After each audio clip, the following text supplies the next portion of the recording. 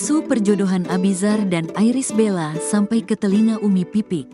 Isu perjodohan Abizar Al-Ghifari dengan Irish Bella sampai ke telinga Umi Pipik. Sang aktor beberkan reaksi sang ibu. Tak ada angin, tak ada hujan. Netizen mendadak menjodohkan sosok Irish Bella dengan aktor muda Abizar Al-Ghifari. Keduanya memang kini tengah sendiri, di mana Irish Bella baru saja bercerai dari Amar Zoni sedangkan Abizar masih berstatus lajang. Usia keduanya terpaut 5 tahun, di mana putra Umi Pipik itu kini berusia 23 tahun sedangkan Irish Bella yang berstatus janda 2 anak itu berusia 28 tahun.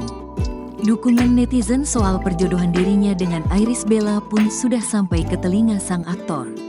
Abizar mengaku tidak mempermasalahkan gosip netizen yang menjodohkan dirinya dengan Irish Bella. Umi aja gak respon soal ulah warganet yang jodohin saya sama Irish Bella, sambungnya. Abizar mengakui bukan kali ini saja dijodohkan warganet dengan artis.